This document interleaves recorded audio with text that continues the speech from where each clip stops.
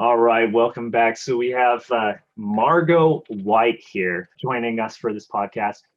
Today, we're kind of discussing what is the ultimate ROI for her. And she is an expert in copywriting for businesses or helping businesses find your specific content DNA. Or helping also find the theory of the devoted thousand, which we've discussed earlier in previous podcasts, is those people that are going to buy your stuff no matter what or who you are, and that they'll buy all your content. They want to support you. They're your raving fans. Those are the people that are going to really help you to achieve the greatest success and as well as impact the most people. This is the lady that can definitely help that happen. She has helped companies already like Lifehack, Microsoft 404, Adobe, Heads Up Advisor, and a lot of other huge companies in the industry. You help people find a little bit more personal, the personalizer, discover what that personal DNA is within themselves so they can communicate effectively. But I'm not going to take up the floor anymore. I'm going to let you take over, introduce yourself, give us a little bit more background about or a peek behind the curtain, if you will, and let's get started. Thank you, Cameron. First of all, it was quite an introduction. Thank you very much. I'm blushed. And it's a great pleasure to be on your show with a person that I consider like-minded, like you. Well, you put it correctly. Many people are just copy pasting their content, and with all the drag and drop features that we can see nowadays, websites are built in minutes. Webinars are started in 30 minutes. The email marketing is automated so quickly. Content becomes the biggest asset, and people are trying to copy paste that too, and it doesn't work that well for them, and they're trying to figure out what is wrong, whether the target marketing is going wrong. Well, no, the basic message is wrong, and people are not putting their personality into business, and that's where I come in. I'm helping and asking the right questions to people. And helping them to define their unique content DNA that cannot be copied by their competitors, and that actually makes people stop scrolling and listen to what you say. I apologize. And listen to what you Oh, there he is. Hold on. Come here. Come here.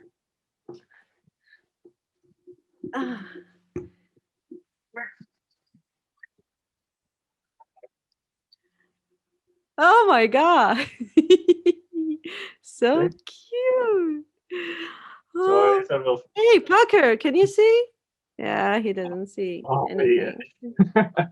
So anyway, yeah, we gotta love the dogs. So the point is this: even the fact that we both have dogs, and that shapes the personality of people, and it's baffling to me that many people are opening businesses and trying to copy someone else when they have this unique feature of theirs that they can show and actually attract raving fans into their business, actually create the raving fans for their business, but they're kind of ashamed or kind of trying to, the old school mentality that they have this set mind of what's professional, what is and isn't, and that I think that a great deal of that goes into those marketing schools and techniques, because they're trying to put in a box everything that they create, that they're trying to create the list, the era of marketing people, but you cannot put some things in a box. You cannot put your personality in a box, and that's why we have so many messages that look like Tony Robbins' message, that look like, the same digital marketers' messages, right? Because people don't know any better. They're copy pasting what they think that works, but that works for Tony Robbins, and what works for him doesn't necessarily will work for you. Yeah, people actually can get fake online more than ever before, because in 10 or 15 years ago it was enough to just go online and you were a star. Right now, even after 2020, there are so many people, again, going back to drag and drop features, everybody can open business right now. And as Charles Dickens would put it, it's the best times and the worst times, and I would add, for opening business online, because there's so much content out there. No one asks themselves, almost no one, 99% is a noise. And no one asks, so what? So why should my prospect or customer care? They just share this content because it's free, and they don't pay attention to the fact that they have this mixed messages here and there. So when you develop the elements of content DNA, you avoid that, and you actually are consistent in your message, and you don't go back and forth and don't confuse your prospects and customers, and you take care of everything that goes out under your name. What is your why behind business? What makes you tick? What made you get passionate about this or determine like this is what I want to do? Well, 4 years ago, I had to start from scratch because I lost my business. I lost it. I didn't go bankrupt. I lost it because of governmental regulations that came in, and my business just, was not relevant. So I had to close it, and I spent probably a year oh, that was 5 years ago already then. I spent a year in, kind of in a not very good condition, because I didn't know whether I wanted to start a business again. I'm sorry. So by the end of the day, I went into things that I loved doing the most, which is actually writing and creating content and all this stuff. But I started doing that for money. So I first worked with, let's put it this way, average clients. Okay, this middle-sized companies, because by that time I already had like 10 plus years of experience in business. I knew what I was doing, and I started with mid-sized companies. But then I started asking these specific questions that I put in Content DNA. And they were like, oh my God, I never heard of that. Oh, I didn't think of that way. And I thought, okay, that happens sometimes, that you don't ask yourself this question. But when I started working with Fortune 500 companies and they told me the same thing, I was like, okay, something, I'm onto something that no one else is. And there are companies who worked with many, many copywriters before me and many specialists. And there are things that no one asked them, and no one developed the strategy that I did, that actually worked and converted into money. So I decided to turn that into business, and basically up till now, for today, I stopped working as a copywriter for quite a while, and I'm just developing strategies and consulting my clients. That's pretty much it. And sharing the information, because information should be shared for free, guys. Everything, like I'm like an open book, really. I don't hold on to my information. I think that everyone should do that Content DNA, because I hope that one morning I will wake up and there will be no narcissistic emails in my email box. Maybe I can contribute to that. Things that life is a continuing journey of mastery, right? I don't think that any of us, even that have worked at some of the top levels of our industry, still think that we've ever know everything about anything. And I always shy away and immediately kind of condemn the experts that claim that they know it, that their solution is the one solve all solution, because it's not. If we all became the same, and if that was the case, then everything would be kind of just shades of gray. Nothing would ever really stand out. Nothing would really be unique. And the fact that we each Right. have our own personal DNA, our own personal flair, our own personal cultivation of experiences, that then allows us to have a very unique mindset. And like me and you come from very different backgrounds, but we still can click on a number of different levels because we have some of those same values, and that despite our cultivation of experience being so vast and diverse, but we can still add a unique flair, and we can still say the same exact message, and our audiences both will get or understand two different, very different things out of that message. just because you have a different communication style than I do. And I think that's so important, is instead of shying away from that, to embrace that difference. What you mentioned right now is actually essential for every piece of content that company creates, because just imagine that you, again, drawing a parallel with real life, right? Now I will make my bring up my example. Imagine you're entering some party and where you don't know a single person, and every person that comes to you without even introducing himself or even introducing, hi, it's Mike, and I'm going to change your life. How would you react to that, even if the product is very, very cheap? Skepticism. So, yeah, I mean, actually, I would react. Some will act with skepticism. The others will say, like, "You don't know me. How can you revolutionize my life or anything if you don't know me?" And I think that a lot of businesses right today, they forgot that even when they're selling massive product and even the cheap product, they're selling to humans and not robots. And I can't believe that I'm saying so. I mean, such obvious things, but guys, this is one of the secrets of content DNA is figuring out that your buyers, they're humans, and they don't just need your product. Your product should be great. You should work on that, but it's not the good service or product does not create the bounding experience. This is not why the person will love your company and stick with you forever. Like imagine if you will go, for example, to a regular buyer who's buying just apples, I don't know, somewhere in the store, mm, and tell him, hey, listen, there's a better apples in the nearest store. He will ask about the shape and price and so on and so forth. But if he has the bounding experience with this specific store or this specific something, that goes way beyond the product and the quality and so on and so forth, then the raving fan will say that, I'm never going to change this store to anything else, even if another product is better. So what I'm trying to say here is businesses nowadays are so focused on their product and its price that they forget that the value and the long-term cooperation lays way beyond that, way beyond your product. And that's exactly what your content should be reflecting. And that's why it's called content DNA. I called it content DNA because it cannot be repeated. It has the part of you, the part of your experience that you are not afraid to share, and that resonates with your audience and your customer avatar that should be clearly defined by you.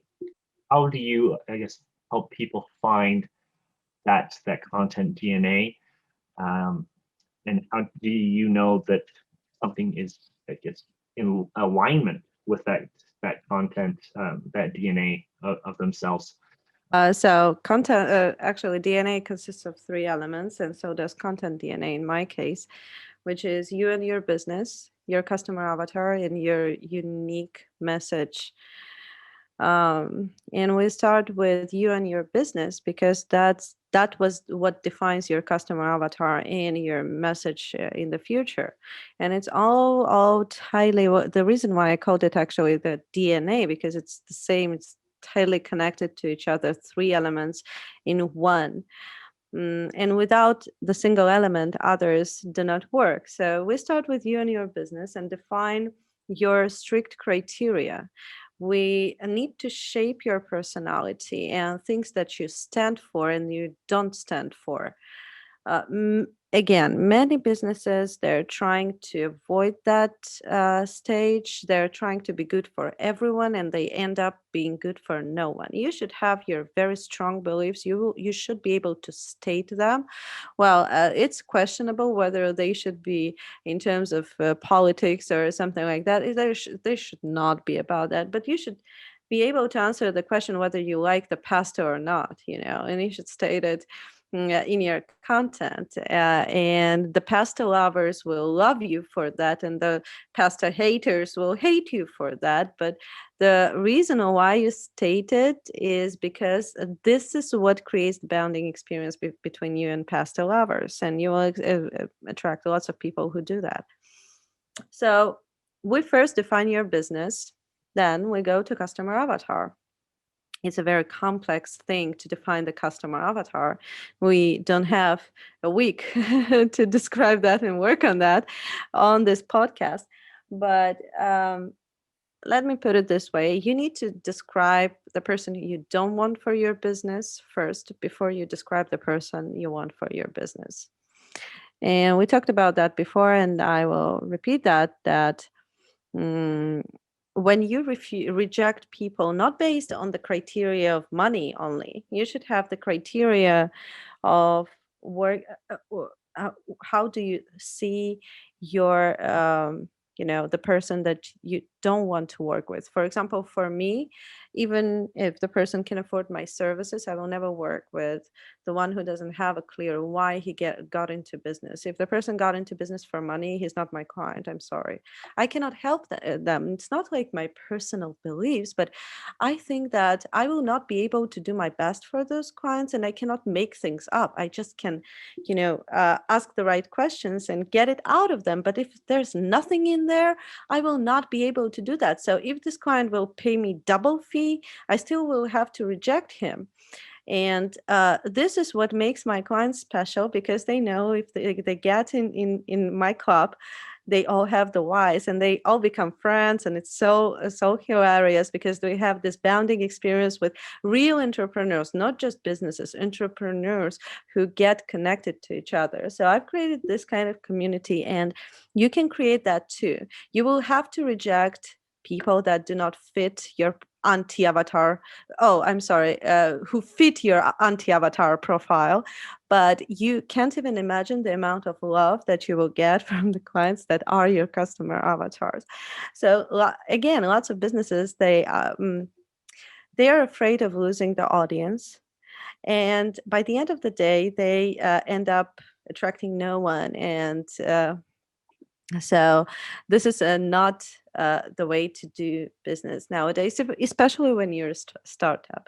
And the third thing is the unique message. But I think I'll get to it when you ask your question. I feel like you get one, you have one. So go ahead. You're hitting the nail on the head in a lot of regards, especially in a lot of people that will ask. I already know the question that a lot of people are going to say is, well, what's like, why like it's easy for you to say that you can just say no to certain clients because you're at a state in your life where you've achieved a lot of success, if you will. When I was doing the work out of kind of desperateness, and not because I kind of had to take every and any job that came across my plate. Yes, it did teach me some valuable lessons, and those lessons were very valuable to me at that time. So I'm not saying that necessarily it's always a bad idea, but the key is if you can learn that business is just not worth it at all, that it's just not worth the headache. And by rejecting those clients, you then enable or free up yourself to get those clients that will pay you better, that will give you less grief or anything else. Because some of the biggest inhibitors for my growth was holding on to clients that were paying me pennies. Maybe it was $20 or even $200 a month, but they were eating up 40 hours a week and basically making it to where they were not taking up, like, allowing me to excel or grow or anything else. So those clients that are always the headaches, and that if you start getting those vibes that where they're already nickel and diming you, they're already trying to be cheap, they're already trying to haggle or negotiate, and that's usually a very quick sign that they're just going to be a difficult customer. And I think we're all difficult customers to somebody until we see value in that service, right? So I think part of this DNA, and even after that. Yeah, and part of the finding the avatar sometimes. and that is understanding like who that client is and what stage it is. So I did this podcast because there's still these people that need to get some value, that still need Hmm. help and so forth. But I understand fully that they're not going to be able to give me any amount of money that necessarily would be worth it. And I already know too that if they did give me that money, it's putting them at a disadvantaged situation where they're either Hmm. paying me or putting food on the table at that moment. And I never want to put somebody into that type of situation. So it's like, well, look, I'm going to give you some of my, best content and resources and stuff like that so you can set yourself up for success. And then once you get to that threshold or to that and build that foundation to where it's stable and you want to either pay homage or have a little bit more tailored solution or more hands-on dynamic or one-on-one, at that point you can pay me, right? Because at that point I know that your house is taken care of, that your family is taken care of, that you've done that, and you've also proven that you're willing to put in the work and effort to retain some level of success. Yeah, I mean, it's a choice that every person should make for themselves. Are they ready to grow their, mm, prospects? I'm sorry, their potential audience into their prospects. So there are several stages, and many. I think that you can visualize it in coaching business a lot because there's a lot of content that they, issue for free, and then their audience grows into their prospects, and then they buy. For example, I personally, when I lost my business, I didn't have money to buy any courses, so I listened to podcasts like that, and for me, I couldn't buy anything, really, even for $30, if that makes sense. So I just listened to those podcasts. I remember Jenna Kutcher's podcast and a couple of different ones. I don't know. So they helped me a lot. And I thought that, hey, um, I'm going to do the same thing when I get back on track. And I always knew that I was, because you cannot just, erase all that experience from your head. It was just a matter of time. But I think that you should give out the value for free because it's your legacy, because someone once gave that value to you, and maybe you don't even remember it, or maybe you do, but this is your legacy to other people. That's why I, for example, I don't have cheap products. I give out everything for free, and then there is a premium product that general people cannot afford, and they don't need it, actually, unless you're a company. Okay, so I'm more than happy with sharing, and I love that people are sharing information. But I believe that this is a lot of work, and people should be aware of that. That you should be consistent in your content if you're stepping on that path.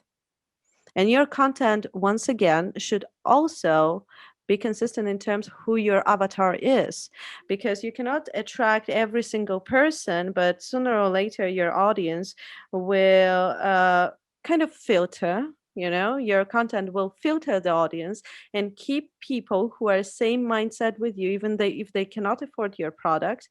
They will be able in the future, and you will be on top of their mind because they have this connection with you. Mhm. So once again, this is the decision that each and every business owner should make. Some of them are not ready to grow their audience. I'm surely not. I'm more than happy to, give out information for free, but I'm not ready to grow the audience to my level, because not at the moment, at least. I mean, to the level of my business, obviously. But this is the way and the path to massive business. So if you want to build a massive business, that's obviously a thing that you should do. You should grow your audience to the level of your prospects, so you're really on the right track, Karen. Your content DNA is in a lot of aspects your brand. Um, a lot of it is kind of how you're emulating, how you're connecting, how you're, um, but it's finding things that coincide with kind of the root basis of who you are as well as where you're going. Yeah, Understand. your content should have the past and the future. That's That's absolutely true, what you said. So that's what I Yeah. think is kind of that delicate balance. Again, when you're first starting, yes, just at least form that habit, at least be able to do some of that stuff so you know what it is and you also understand it.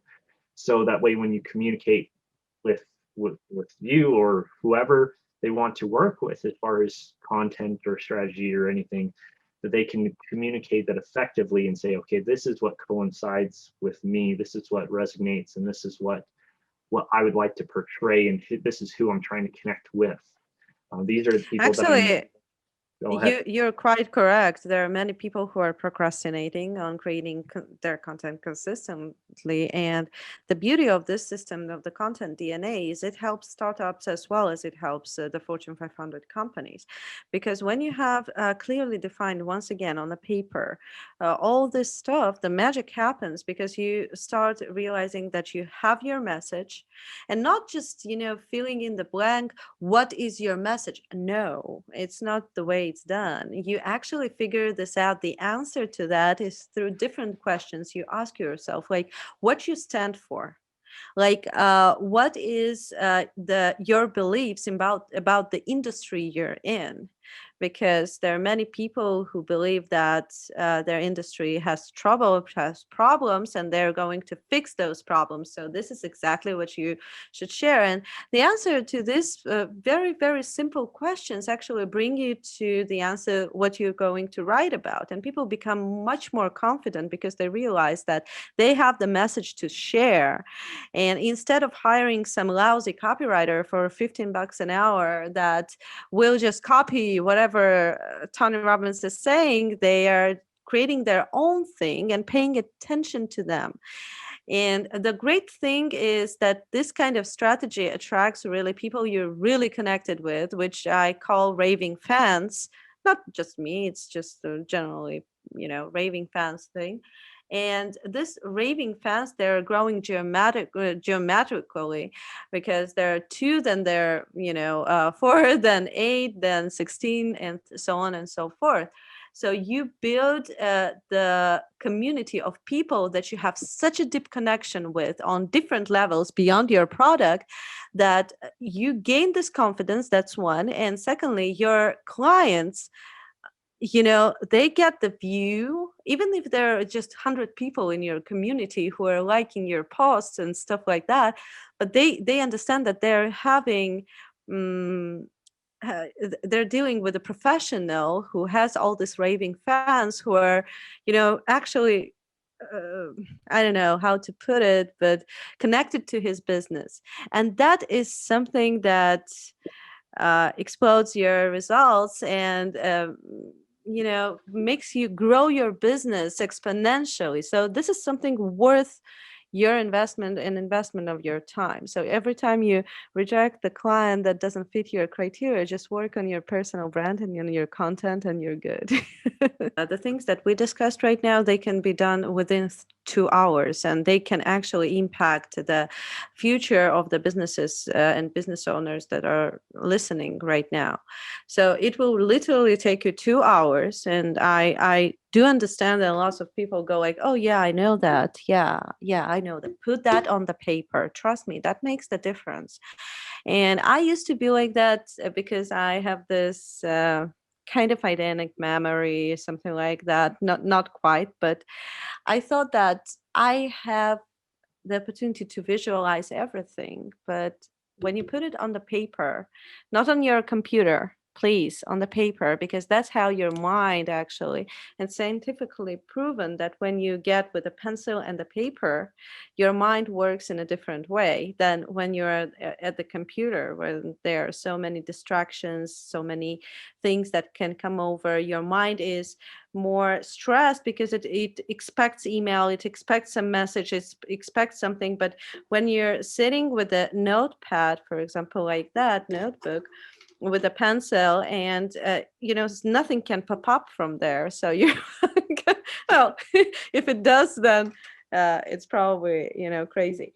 But you're sitting and writing that down, answering those questions, and It will take up to 2 hours, and it will save days and months of learning through trial and error. In terms of you and your business, define your criteria. This is very important. In terms of your customer avatar, define your anti-avatar you don't want to work with.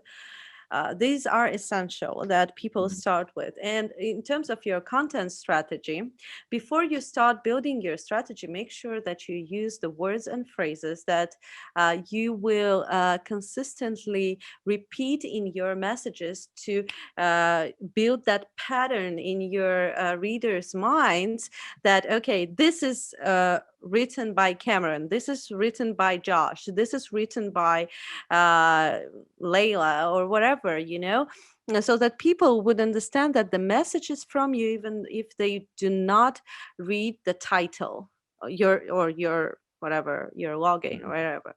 So you should have your unique welcome message, unique goodbye message. Like mine is, I told you before, is "Hi there, warriors." That's mine, right? So if if my prospects or my clients get this message, they don't need to read my name in it because they know it's me. And you need to have your unique goodbye message, and in the middle you should have the list of the words that not only you use, but it's just the part of your content DNA that you use more often than others. And that will be, if you put it just in front of you every time you write something, I'm telling you, the magic happens even within this um, three elements. You will never be able to write the content the way you did before. And I think that's really smart, the way that you're doing things. So like one of our consulting companies, what we do is we'll do like a video kind of course.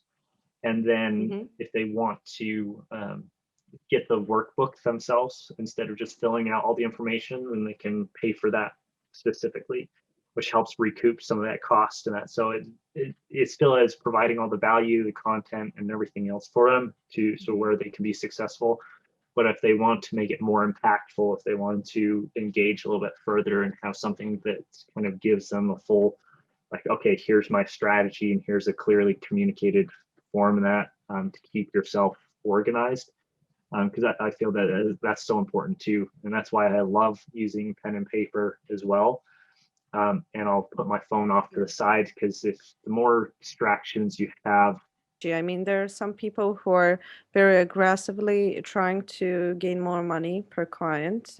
Some of them Where's my money? just, yeah, some of them just appreciate the process, and it's important for them to get the clients that they love to work with. There's not no right way. Okay, I personally am against aggressive selling. I think that people, but it's just for my business.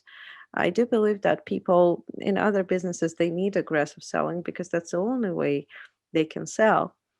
But for example, I was listening to that Grant Cardone's live, and I listened to how he tried to convince a couple who didn't have and could not afford his event tickets to buy the $18,000 tickets to his event. He was very aggressive in that, and then they said yes. And by the time when his assistant asked to pull their credit card, they just hang the phone. So yeah, I mean, I personally am against that kind of strategy, because if the person cannot afford your product, If the person feels so desperate and backed into a corner that their only option is to disconnect, then that kind of leaves a huge disconnect away from in this, let's say, so in using his strategy. But I would not be able even to help him with his strategy, with the content, because it's not my energy. I work with I work with high ticket products or large companies who sell different stuff. Okay, and the point is this: we all decide our own thing. Grant has his own thing, you have your own thing, I have my own thing. And the only thing that makes us successful is when we clearly put our energy into our business and we define it for our people. We stop being faceless and we start being a real person who has their good and bad. Well, that's bad for someone, but not for everyone, right? So that with the good and bad, with the flaws and benefits and all the stuff, but we become this real person. But the problem is many people are afraid to go out there and put themselves out there because they're afraid of, once again, critics. But the thing is, the only thing I can tell to those people, because you talked about that before, I want to make the comment on that. Don't go into business. That's pretty much it. If you're afraid of critics, don't go into business, because there will always be an AO who will Or start say building up the something thick about. skin. Like you can't play guitar without building calluses. Exactly. I mean, you shouldn't even care. That shouldn't be even the problem for you, because those people who have access to you and who do business with you, now figure out things with them directly. But there will always be someone who will say something about you. It depends also on your energy, by the way. I don't agree with the fact that everyone who's doing good things has haters. I, for example, don't. I open my social media every single day without being afraid that some hater writes something, because that's my energy. I don't. Well, I you're also don't. not doing Uh, like aggressive social media ads or anything I else. don't. I don't. Yeah, So, you're uh, more of the relationship builder, and that's kind of your sales yeah. structure is doing that. Whereas a lot of people like so one of the companies or one of my buddies that owns Chambers Media, and he probably does the Hmm. most hilarious videos and little like spoofs. Like he did a video or advertisement where he talked about his company while he was getting his chest waxed. I Wow, died. I love those. And I he's would still love got those. haters on it and everything that we're trying to critique him and chastise or everything else. And I'm like, you don't understand how genius like what he did was. He was able to engage and be able to create something that was both viral as well as informative that you could listen to without it being too Yeah. distracting. And so you always get some and everything, but yes, you're 100% right that based on the energy and so forth, you will get a lot less, and you can also choose not to acknowledge. So it's one of those things that if you engage with it, then you're going to get more of it, which is also why I Yeah, choose. Purchase. that's your choice. Yeah. Think Not that only not only see, you will attract that, I guess, exactly. because people who are very aggressive, they will not find you even interesting, because they will have nothing to connect with you with. If nobody knows who you are in that, you might have the most phenomenal, amazing product or service and everything in the seven C's. But if you can't communicate, or if you can't get past that hurdle to where you're creating content so people actually know who you are, then it's going to fail. Unfortunately, that's just the harsh reality of it. Well, that kind of brands, they are actually affected by every single, not brands, but companies. Brands are not. They're affected by every single crisis that happens on the market, and we all know that the somewhat crisis happens on the market every 3 to 4 years. So that's the lifetime of most companies, because they don't build a strong personal brand. And when the corporation fails to deliver the lowest price or the best product on the market, um, Refuse you to know, compete on the lowest price because of that. Because at yeah, the I end of the mean, day, if you're competing at customers. lower price, then it's as soon as someone undercuts you, you're screwed. Exactly. I mean, for example, let's take this notebook, okay? Whoever produces it, I don't have personal attachment to that notebook. So if tomorrow they will shut down, that's fine. I will just go to another store and buy it. But at the same time, there are brands that I'm emotionally attached to, and there are people that I'm emotionally attached to, which I buy services from. So you have to become this kind of person that just think about it this way. If you will disappear tomorrow, who will notice? That actually gives you a very valid perspective, okay? Because people are centric, become centric on their product so much that they think that they deliver that huge value with that product. I'm sorry, but that Well, that's a product could good, be excellent point. replaced. Yeah, so that gets back to our why. And we kind of glazed over this and that a little bit, but I do want you to answer this because my why, for example, was I came from nothing and I never had much of anything, especially growing up. And I understood that with my technology company, my main company I have here, every single thing I do will eventually be ripped out. All the systems, all the cabling, everything else will be eventually irrelevant. It won't make much of an impact in their lives or anything. At least something that will last beyond that person or that generation or that company, for not directly really. But if I can build more of this consulting or helping other people, and that is truly an undeniable legacy that you can leave behind to benefit the most people to do that. And the reason why is because I wanted to enable people that are trying to break the cycle, that are trying to make something of themselves to where they can make sure that they have the skill set, the ability to provide themselves no matter what turmoil, conflict, or anything else arises in their life. Whether that's a divorce or a huge separation or a huge disability or whatever the case may be, that you can know that you have the skill set and the knowledge now to build up, and that you're like, and it's got to the point now where I'm relatively comfortable starting over. Everything is discomfort for a little bit, and it's not ideal because you don't get to do fun stuff like go boating all the time or dirt biking or Mhm. whatever else that's fun for you. But I know that if I get thrown on the street tomorrow, that I'm able to rebuild it and I can get up to where I was relatively easy. And so that's comfortable for me, and knowing that I'm like, okay, great. You know what? Whatever Beautiful. happens in that, I can pivot and everything. And granted, we do want to avoid that because it sucks. But at the same time, you still know that you can do it.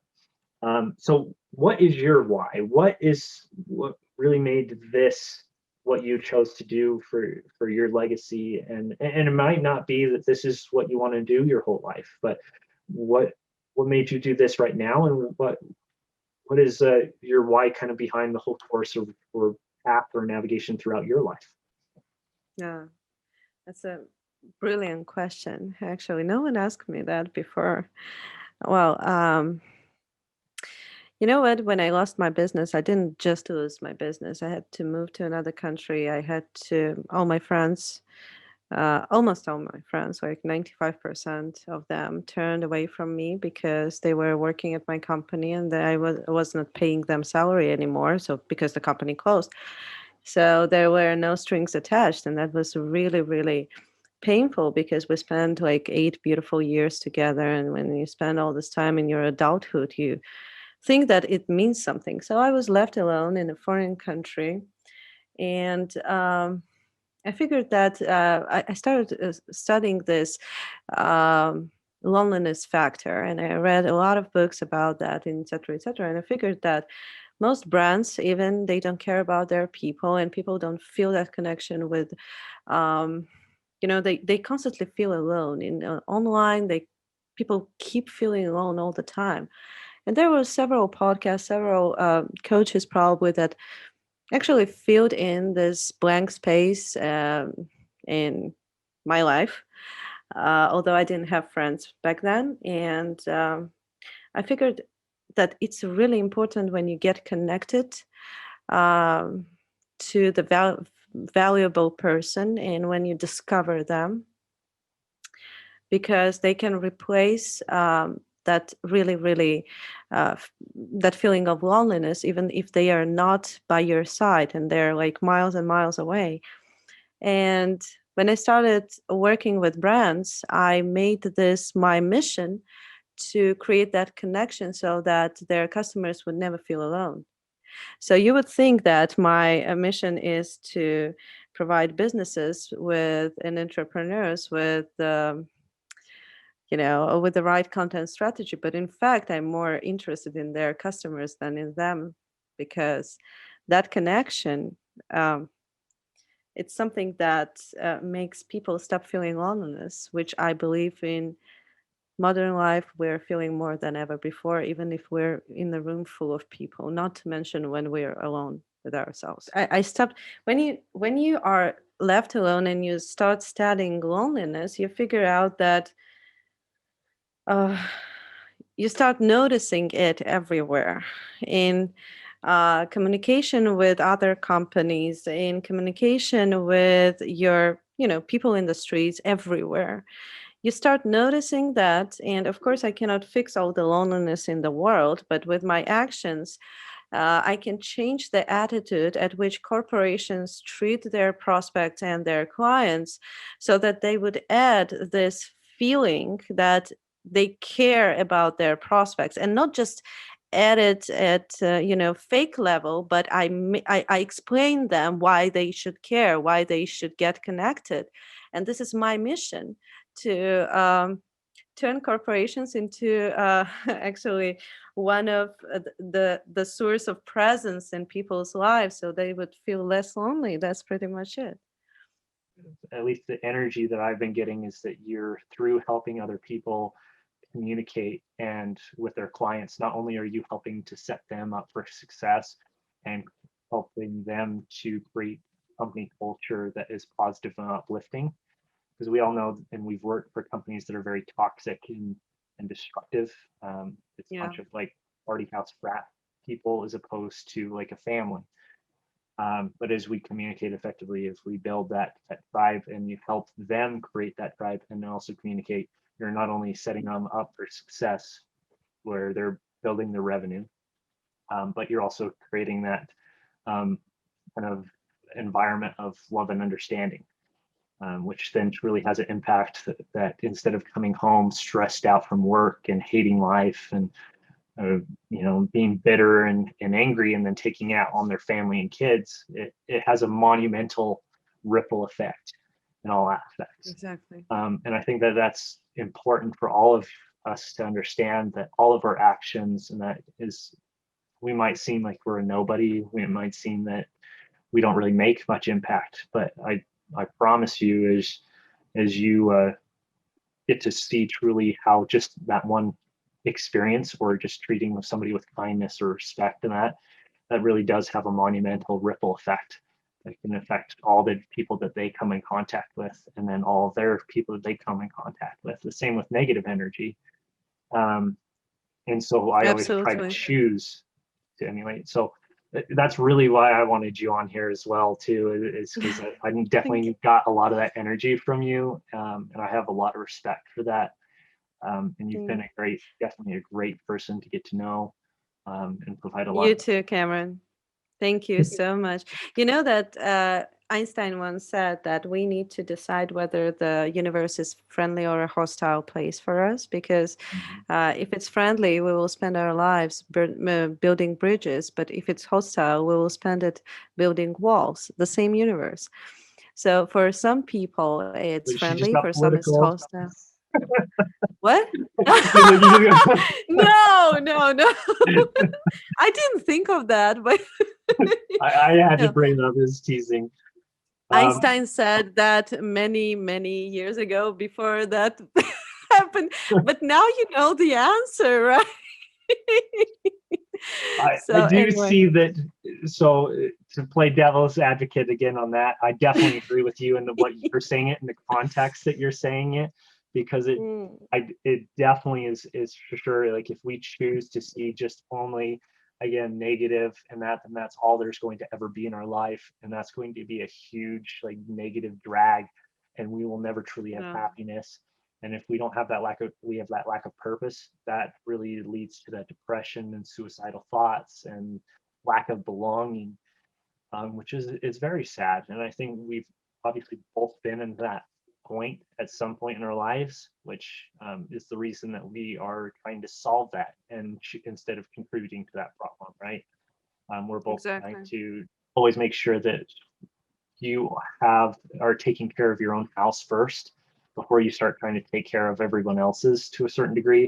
And that's not saying that you're going to ever be perfect. Nobody will ever achieve No, of perfection course in their not. lifetime. Sure. Everyone, I already know that somebody's going to respond, well, what about Jesus? Um,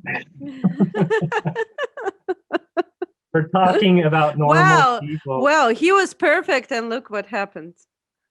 Exactly. He still had, and he That's probably had one of the most controversial and he was probably one of the most loved and stories. hated Yeah. people.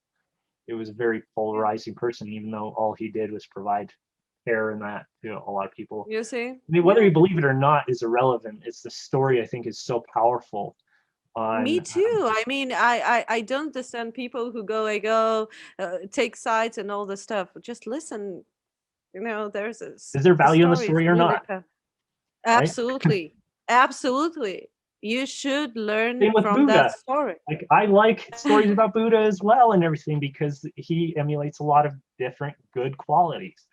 Um, and that's where there's, and even if you look at the Quran and Muhammad and everything else, there's a lot of great quality things with him. Um, even again, some of the greatest monks and that, or Bruce Lee or any of those other people. I never discredit someone because I want to shove different ideologies down their throat and that. So if your basis of your tribe and that is even based on religion, then you're doing it on the wrong basis because you will have hypocrites Absolutely. in all faiths. You'll have bigots. You'll have all sorts of people that will also justify. And that's why, I mean, we're not going to get into huge religious discussions, but that it's not, religion has never killed anybody.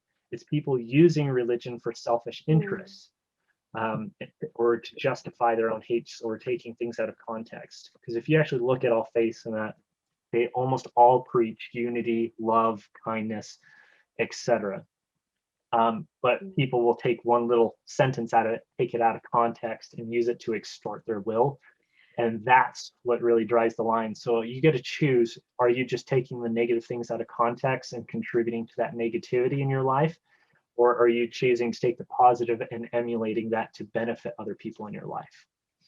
Absolutely. You will not, by the way, these qualities of people, you will not be able to change them. I remember the brilliant entrepreneur Sarah Blakely, the creator of Spanx. She once told a story that when she opened the business and it went quite successful, something went wrong, and two men came to her saying that business is a war. And she was like, I'm not going to build my business as a struggle and a war. And she built it totally different. That didn't keep her from becoming a billionaire. What I'm trying to say is that you create your own attitude and you create your own universe. If you're going out there and being aggressive, and you attract the same people, because the person who's not aggressive will find this behavior annoying. Okay, for example, I love when I can stand when the person shouts. Okay, I don't care, even if it's friendly shout. I will just close the computer and walk away. I don't care. So I don't attract people who shout. We always figure out things, normally. So this is one of my criteria, and I'm pretty clear in it. But there are people who go like, and they don't understand the other language, and I get that too. But once again, they will attract people who also go like, you know we all get like-minded people in The our cheerleaders lives. and And jocks and everything, and the people that love that. It's different yeah, mentalities, kind different of. cultures, different environments, and how that I think is to tie it back. And a lot of people are like, well, what does this have to do with your brand or DNA? But understanding Oh, who you are, everything. yeah, exactly. Who you are translate to who you connect with, who you can Of gravitate toward, course. and Can you everything else. imagine if that kind of person, for example, that's very, very essential in terms of creating customer avatar. Imagine a very energetic person goes and creates their customer avatar and writes that he wants the clients who are like calm housewives and stuff like that. And at the same time, he's creating I don't know, videos very aggressively, well, those calm housewives will not be even listening to them. They will listen to Oprah. That's why, by the way, Oprah is so popular. She's very calm. I'm kind of across the board, and I know that I will alienate some people because of how diverse my interests are. Hmm. So I will listen to everything from heavy metal to opera to punk to um, either even like Southern blues, you name it. And then I will also do everything from like cliff jumping, splunking, skydiving, everything else, clear to doing arts and crafts or metalworking or some other stuff and everything, which is completely opposite ends of the spectrum, um, and different skill sets. But that's me because I enjoy diversifying so much and having the cultivation of experiences. But I also understand that some people like, I thought it was funny in that you're like, I don't attract people that shout. I'm like, I think a lot of people would disagree with you that are listening because they've seen sometimes when I do shout. it's, it's, Well, but it's well, a time and a place. Well, yeah. I mean, even if people in my life, of course, there are people in my life who shout, but the point is they don't do that with me. That's pretty much it, because they know they will not get anywhere, and it's much easier for me because my mind works. Why do you shout? Because the person who is with you doesn't hear you or doesn't understand you.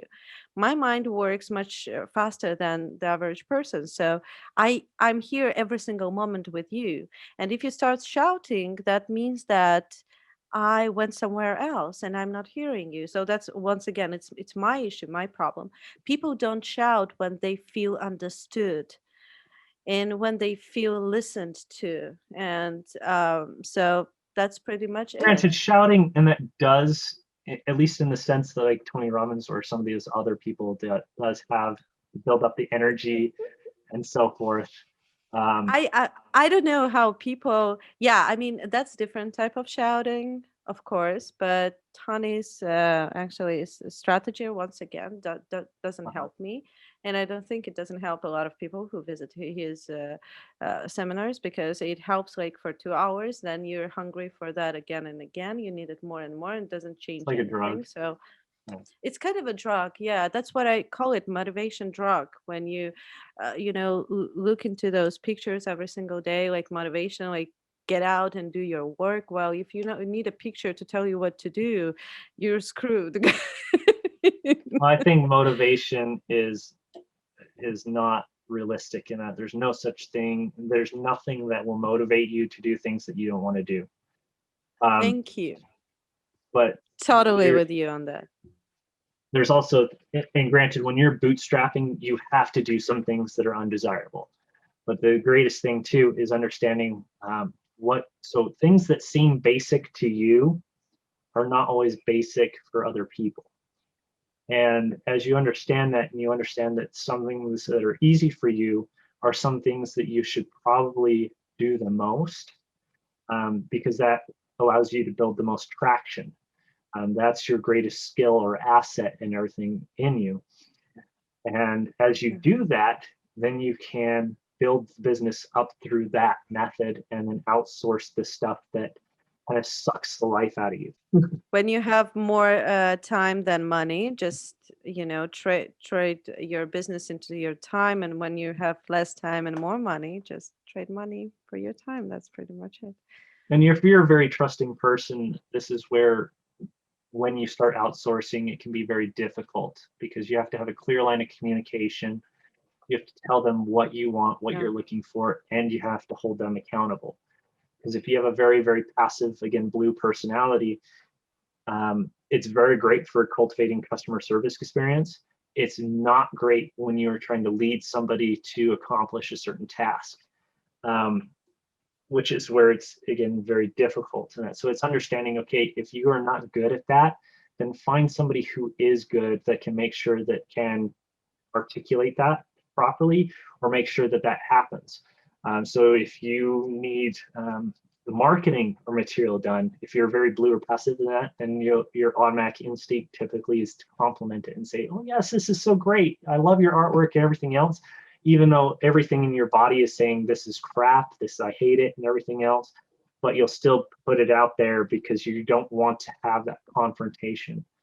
And that's the people that I would say that you're definitely more of an entrepreneur than an entrepreneur.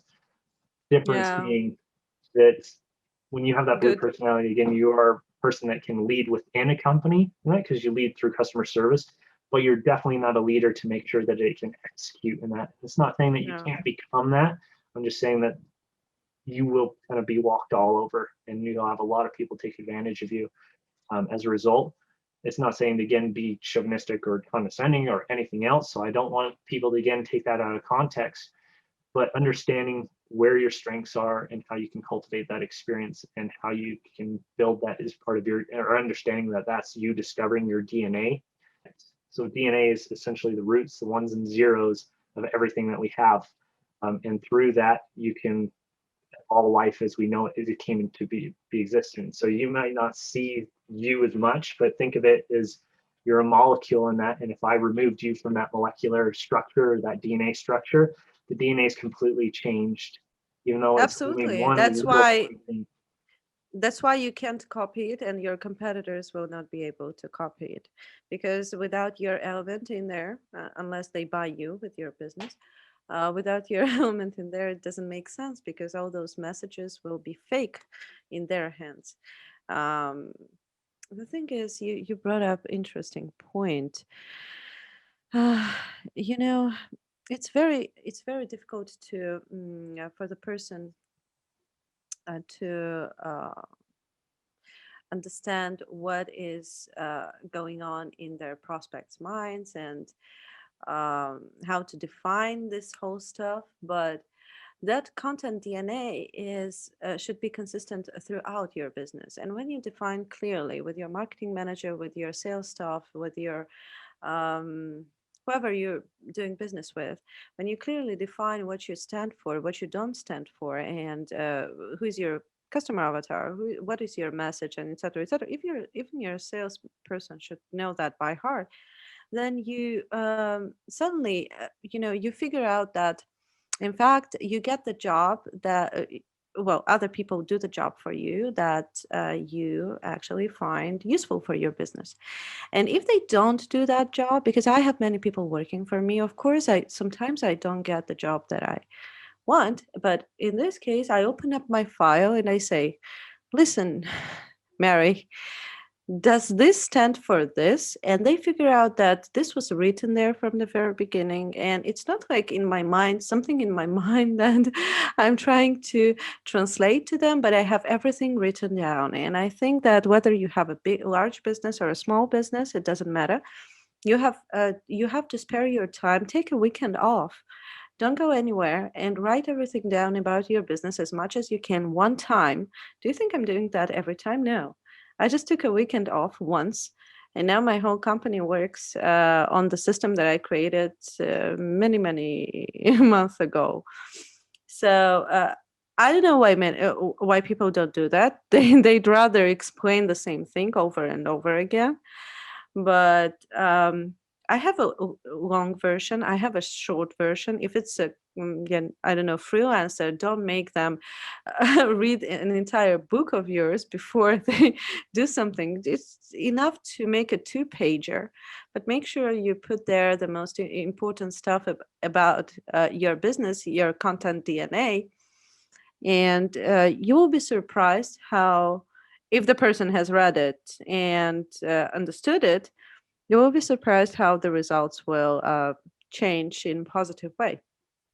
I think so much value that you can provide here on a number of different topics, and I definitely think that um, if you've gained or actually been able to listen through this whole thing, then you've gained a lot of value and understanding that on the importance of kind of that communication and just being true to yourself, right? And Mm. really what it makes up to your DNA and not be ashamed of it. I mean, there is no such thing as perfect art, if you will. Everybody is different painting. Everybody has a different aspect in our lives, and things that resonate with different people. Um, Different art, and also is subjective to the beholder. There's no difference between a $10 painting and a $5 billion painting, except for what the value that somebody's deemed or put onto it. So if somebody isn't valuing you or seeing you as that painting, that means that you are talking to the wrong people.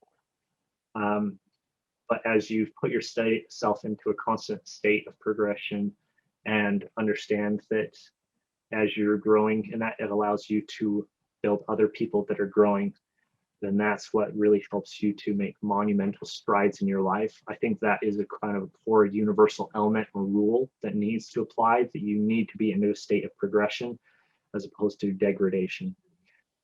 And that's really the only key, because every art painting, everything else, and that is kind of progression. It's adding to layers to the artwork, but understanding also when an artist is done.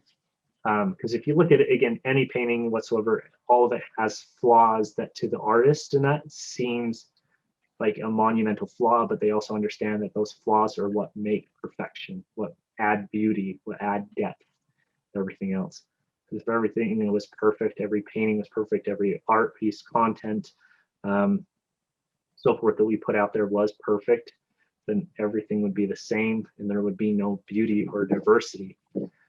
So I definitely think that embracing that differences, those flaws and everything else, what makes you tick, and that is you embracing your artwork, you embracing the painting that you are, and then just finding the DNA or being true to that DNA, and finding the tribe is just a matter of you finding that purpose, that sense of belonging, which then sets a monumental, stable foundation for you to grow, to build the business, to provide better service for your clients. So it's a win-win. As you take care of yourself, you're then enable yourself to take care of others. So, Absolutely. Well, is there anything else that you would like to add, kind of as a closing remark in that? Well, I would love to add the fact that people who have, I hate to sound like Gary Vee, but you will need to have empathy to build the right content DNA. You actually need to get in your prospect's shoes. And once again, I think that although we dropped a lot of bombs here in this episode, both me and you, Cameron, but I think that the biggest takeout would be give your prospects every one of their thoughts. And coming out from there, you will figure out the work that you need to do in order to figure out those thoughts.